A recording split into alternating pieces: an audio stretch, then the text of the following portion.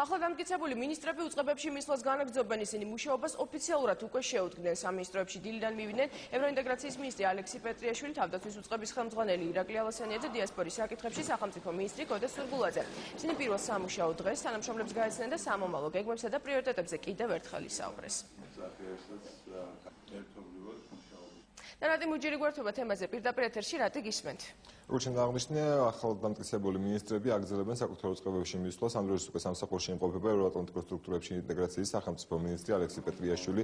მან აღნიშნა, რომ მან თანამშრომლებთან გაცნობა მოასწრო მანამდე იმორკველი ამ პერიოდში, როდესაც მინისტრობის კანდიდატი იყო ჯერ კიდევ, ახლა კი უკვე ისაუბრებს შემდეგ პრიორიტეტებზე. მან აღნიშნა, რომ პრიორიტეტები იქნება უცვლელი და სახელმწიფოს მთავარი მიზანი იქნება ევროატლანტიკურ სტრუქტურებში სრული ინტეგრაცია.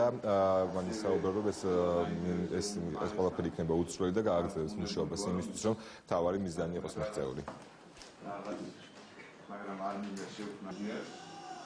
პროფესიონალები, ვინც მუშაობდნენ და ვინც ამ დონემდე მიიყვანა საქართველოს ევროკავშირის, საქართველოს ნატოს ურთიერთობები და ამ თვალსაზრისით ბევრია საქმე გაკეთებული. ნამდვილად მოხარული ვიქნები ამ პროფესიონალებთან ერთად გავაგრძელო მუშაობა იმ პრიორიტეტებით, რომელიც არის ქართული ოცნების, უკვე საქართველოს ხელისუფლების ბატონი ბიძინა ივანიშვილის პრიორიტეტები, რომელიც არის ევროკავშირში და ნატოში სრულფასოვანი ინტეგრაცია.